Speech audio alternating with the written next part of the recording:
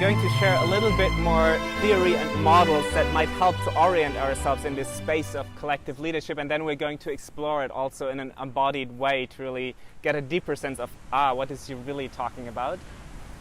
So one of the things that sort of helped me make sense of my first meaning crisis that I had in university when listening to the lectures that the business professors held was the integral theory inspired by Ken Wilber. And he's this American philosopher who tried to make sense of all the different disciplines. He combined the Eastern and the Western philosophies. He's even called the Einstein of consciousness because he did such a monumental work in bringing together different spheres of science. And one of the things that really inspired collective leadership a lot is this integral approach, because it brings together the inner and the outer development. And so in a way, what Ken Wilber did was to integrate the different sciences that are often in competition with one another or even in battle, to sort of show where they have their sphere of influence, their sphere of knowledge, and how they can complement each other rather than compete with one another. And so what he did, he developed this very simple matrix with the 4 quadrants. And he says everything that we experience in this world has an outer dimension and it has an inner dimension. So if we look at human beings, we all have this outer appearance, our behavior, these kind of things. These are things that we as human beings have on the outer level and that are visible without any deeper interpretation. So what we, for example, see if we look at an organization is also that the outer appearance of what individuals do, that's the other distinction that he has, the individual and the collective level. On an individual level, we see individual behavior.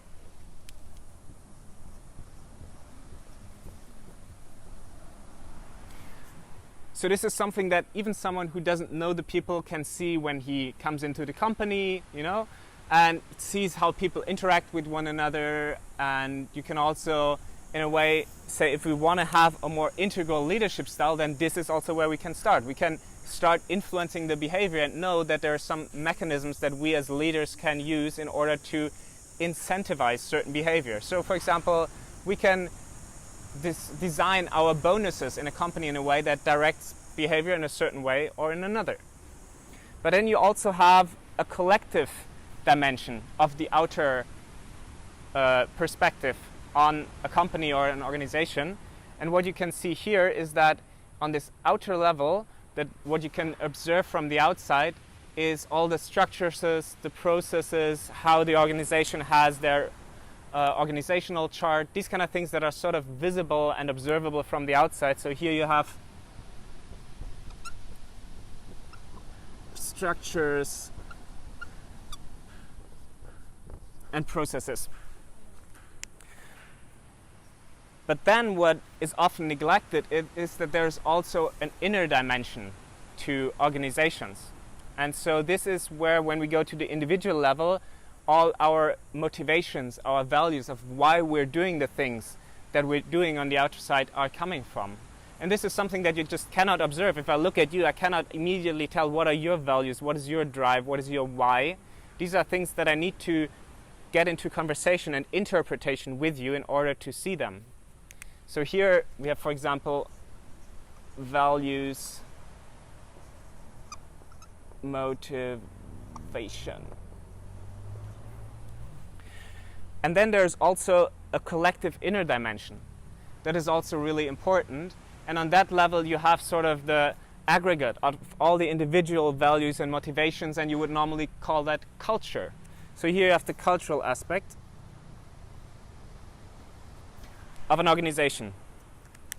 So if something within a company doesn't quite flow as you would expect it or as you would hope it, if you see that something's not aligned and we have these tensions that arise, be it interpersonal conflicts or not enough revenue or bad customer feedback, all these things that sort of bring challenges to organizations, or even saying people are just working a lot, people are generally stressed. You could look at all these different quadrants and see how is that reflected, or which of these perspectives are required in order to do something about that problem. So if we take, for example, burnout and stress as a symptom in many organizations that has become so normalized, but it's just not natural, we could look at why is it that we are all stressed and burned out. And so we could look at the structures and see, oh, there's a lot of unclarity about roles, there's a lot of unclarity about processes of how we do things, and that makes people stressed because they take a lot of responsibility for things that they're actually not responsible for, or that everyone sort of feels responsible for but doesn't have an influence on. So we can bring in more clarity on the structures and processes. But if we neglect, for example, then the cultural side and see maybe being busy is sort of a status symbol in our organization, then it will be very difficult to change the behavior of people. And so we also need to work on our culture and see how can we have more dialogue about what is really valued in this company for us as a team, to also change our culture and our expectations that we have towards each other. And then we can look at the behavior and the incentives that we set for certain behaviors. So for example, how is our payment structure? How do we distribute bonuses, you know? Also, these kind of things then affect how we are showing up for work. And lastly, we can also look at who are the people that we are having in our team. Are we attracting a lot of people who are just very driven and feel being stressed is a value for them, or do we want to create a different value and motivation within people? And naturally, these things take longer to develop. So if we want to change the values of people, if we want to change their motivation, that's something that needs a long time. Also, changing culture within a company, as you might know, will take a long time. So these are things that we can change much more quickly.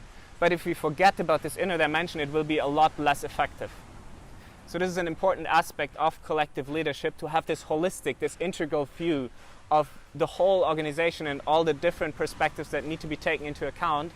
Because if we just focus on one of them, we will most likely not have a very solid footing. It'll be like a chair that only has 3 feet. So we will need to have more perspectives integrated. Any questions around this integral model of leadership to this point? I just wanted to point out something. I mean, to me it seems like outer behaviors can actually determine values as well too. You mentioned that you have to speak with someone, but you can analyze someone's behavior and be like, okay, well, clearly their values, right? For example, someone's eating McDonald's every day, you know, obviously by those behaviors they're not valuing their health so much, right? So I wouldn't say that that's a value that they're really upholding, although maybe they're just not aware of what it is, and they're not able to either. What you're pointing out beautifully is that these different perspectives are not separate, but they're interfering with one another and also being very codependent on each other. So changing one thing here will have an effect on all 3 other quadrants, and obviously, some behavior can also guide us into what are the values. We can observe the behavior and from that make some assumptions, but to have really a deeper understanding, just one single action, one single behavior doesn't tell us all about the values of a person that is more on the inside. That's where we need the interpretation and the dialogue, and we need to get into a personal connection with a person.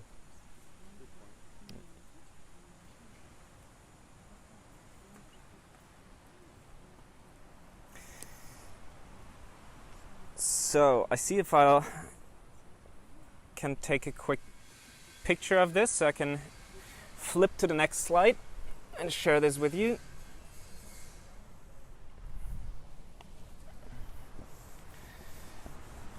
So a lot of organizations are really strong when it comes to processes and structures and behavior, so these outer dimensions, and a lot of consulting companies are actually working in this field to transform that. But what is more tricky is sort of the inner dimension, and it needs, as I said, more time and more care in a way for the people around us. And so if we look at leadership and maturity,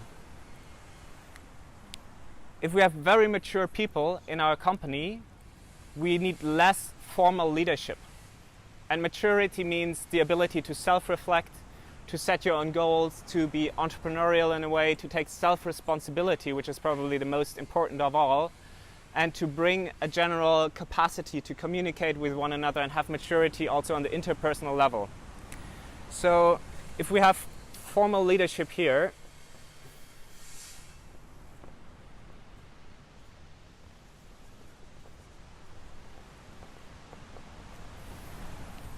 And down here we have the maturity.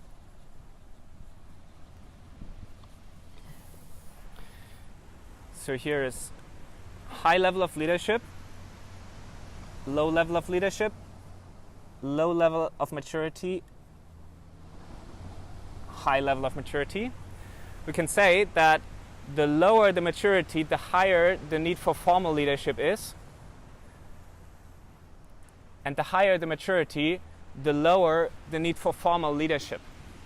And this is really important because if you work in an organization with people who have generally a very high level of maturity and you'll implement a lot of formal leadership, they will at some point get really dissatisfied. Formal leadership could be telling people when to come to work, what to work on, telling people when to take holidays, and all these things that are normally so formalized in organizations. You know, a lot of processes, a lot of structures that tell people what to do. This is formal leadership, and it's required for people who don't have the capacity to self-organize themselves in a way.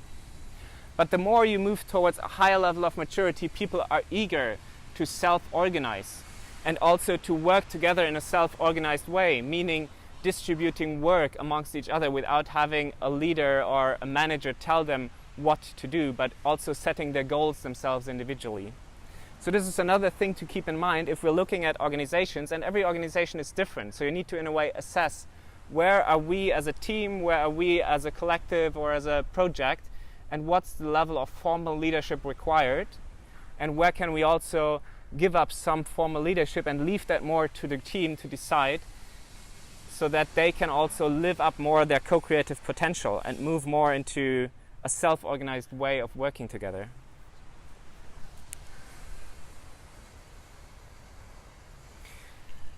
Any question on this chart?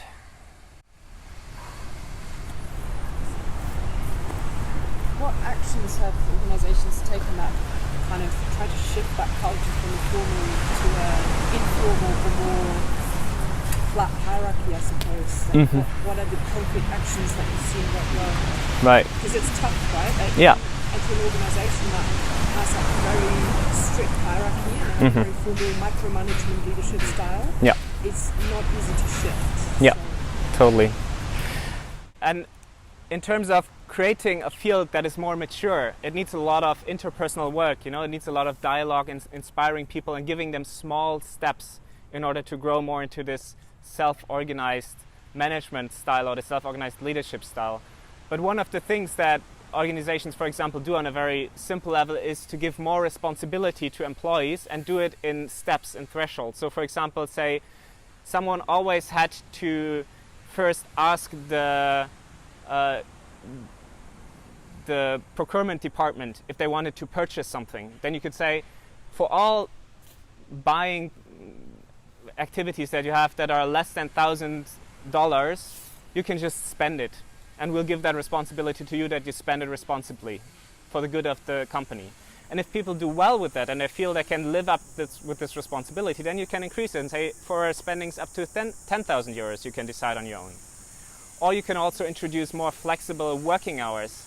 And this includes also giving more trust to your team members, to your employees even. So in order for them to decide when they want to come to work, they need a way of time management and self-organization that is in a maturity that doesn't tell them you need to be at work at 8 in the morning. You know, these are just very simple things of how to work with the structures in the lower right quadrant and with the processes and the procedures that you have in a company, and also the decision making to shift more responsibility from managers to the employees. And shifting that responsibility also could mean including them more in decision making processes. So instead of making every decision at the top of the pyramid, distributing more of these decisions to where they are actually implemented, because usually there people have more knowledge. So for example, some companies move to giving the people in the assembly lines the authority to buy new machines if they're needed, and have sort of a consulting process where they need to consult the financial department, consult the other people who are affected by this purchase, but then can make the decision on their own. Does that answer your question? When you refer to maturity, are you referring to the maturity of the company or the maturity of the employees? the maturity of the employees in general, yeah. And then that also reflects or is aggregated as the maturity of the company at one point, but it's really more about, if I am in a leadership role and I'm working with a group of people, I can assess with the individuals of what is their level of maturity and how much responsibility can I give them accordingly and how much formal leadership can I let go of so that they can really thrive. Because this is the thing, if someone is just at a very low level of maturity, there is no judgment in that at all, it means just they need a lot more care. So for example, if you look at children need a lot more formal leadership than adults. You don't need to tell an adult when to go to bed, but for children it's crucial so that they can mature, that they can at one point make that decision themselves. So as a team leader, how do you manage that kind of relationship when you have within the same team two levels of maturity and they work together? It's like, how do you manage that how do you assess the situation and manage that communication with these two?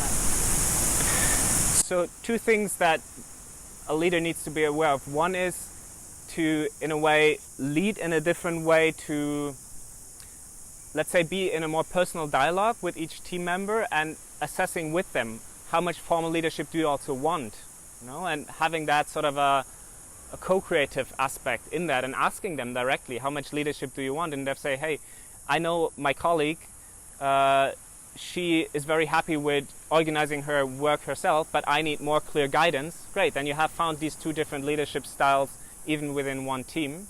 And the other thing is then, how can we raise the frequency, how can we raise the maturity by individually supporting team members, for example, through coaching or other tools to help them grow more into this maturity where they can self-organize more.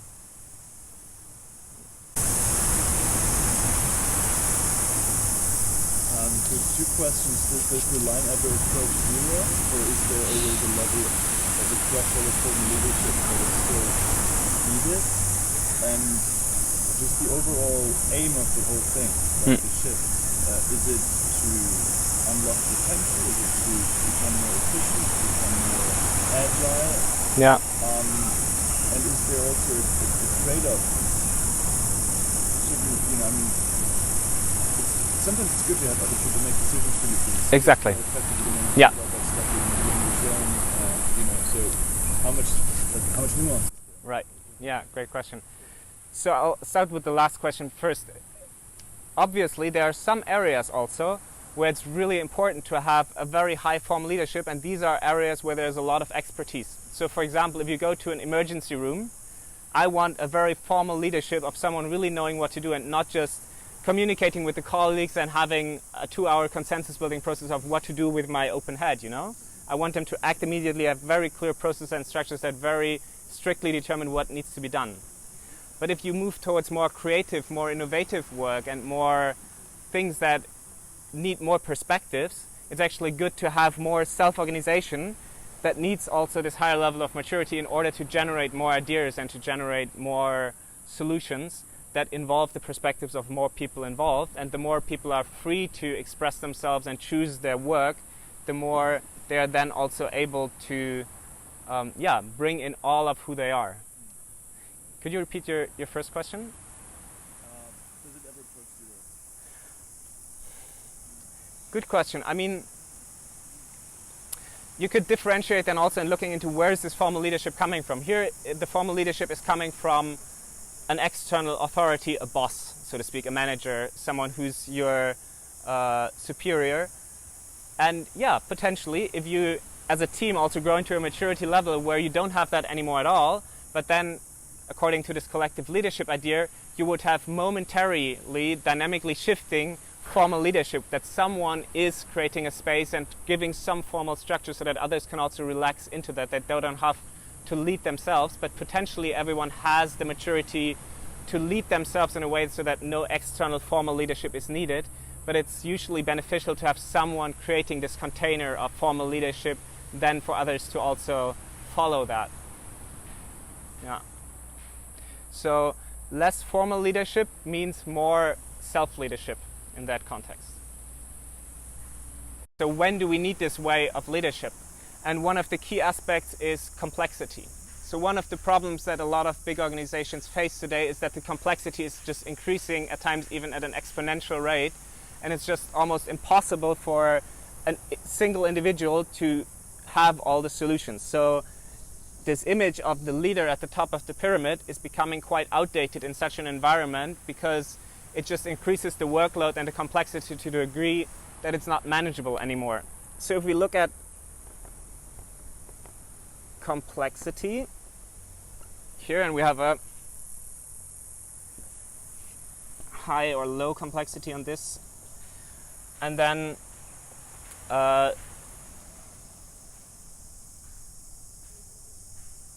self-organized or formal leadership here,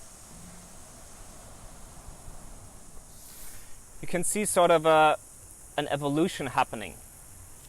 So the first mode of leadership, I call it the expert.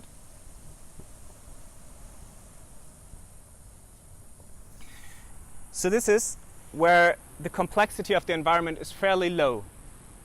The tasks that need to be done are quite repetitive and it's always the same.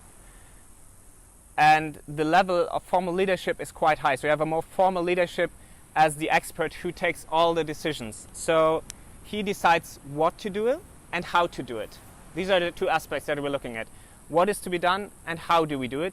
And the expert decides it all by him or herself. So that means all decisions that come in go through his or her table, but it also means that the workload is increasing quite a bit the more the complexity rises. And the more complex the situation gets, the more people need to work in order to make all the decisions. So if we look at just decision-making process, the expert basically is just making decisions all the time. It doesn't even have time to do visionary work and these kind of things that need to be done in a leadership role as well. So what then is the update? The more we move higher into complexity and move more towards self-organization is then called the achiever.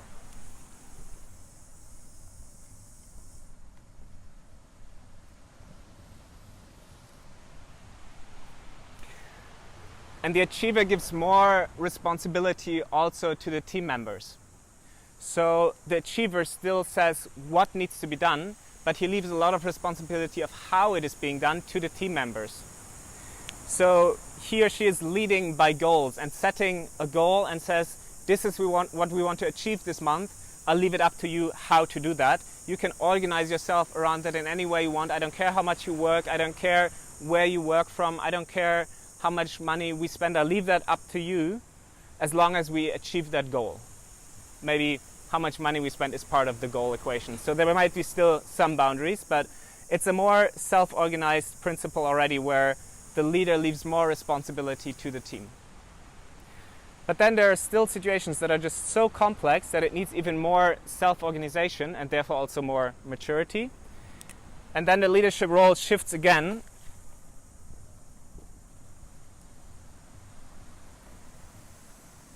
And can be called a catalyst.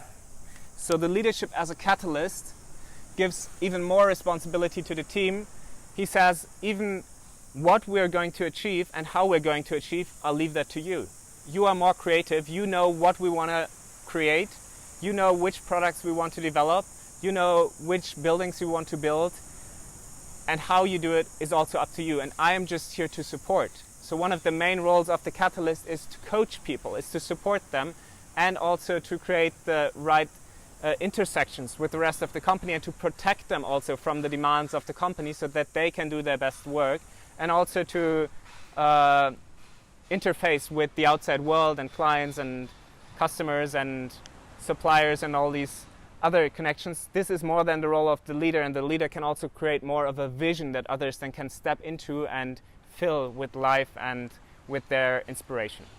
Yeah, they can all exist at the same time, and depending on the situation, it's also really helpful to shift dynamically. So in some situations, for example, if you have an emergency, it might be great to fall back to a level of the expert where there's one person and saying, I'm deciding we're doing this now because there's an emergency situation. We don't have time to have this consensus building process that is possible here.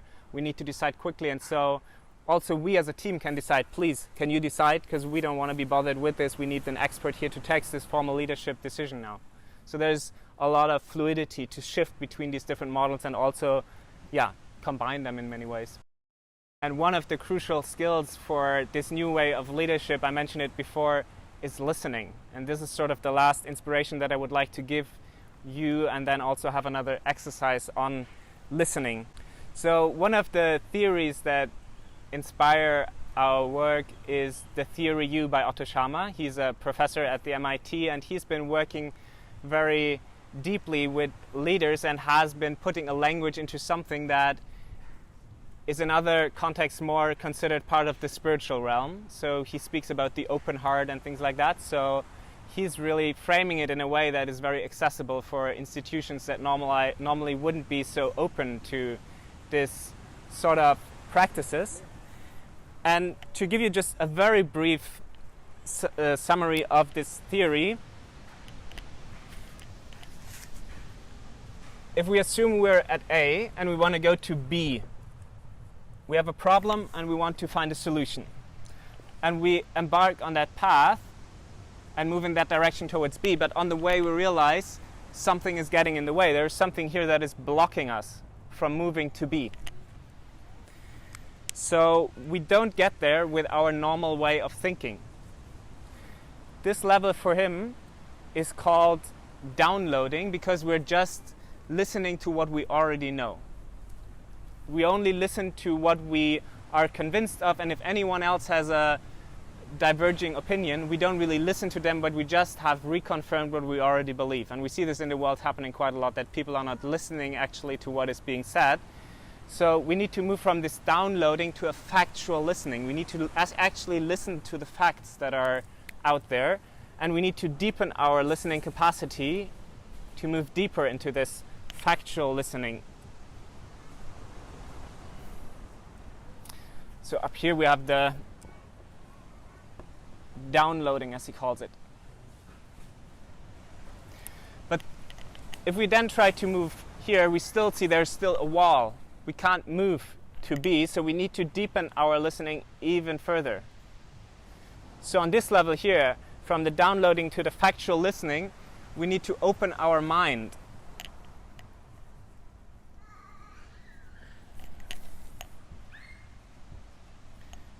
To actually be able to perceive new information. And if that is not enough, if opening our mind and be open to other opinions or other facts is not enough, we need to move deeper, what he calls empathic listening.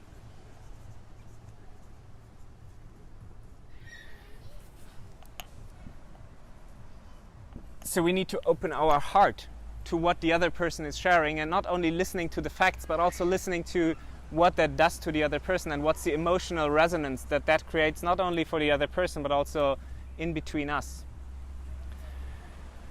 And maybe there's a way that from there, if we actually connect to the other person empathically, we can actually find a solution to go to B and solve our problem. So, for example, that is what is being done in design thinking. For those who are familiar with that innovation method, it's really about listening to your customers and making surveys and asking not only factual questions, but also understanding them on an emotional level.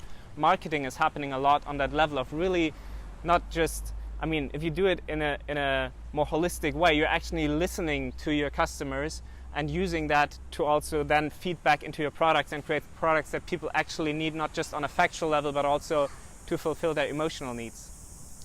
But sometimes even that cannot be enough. And so he says there's a next and the last level of listening that he calls generative listening.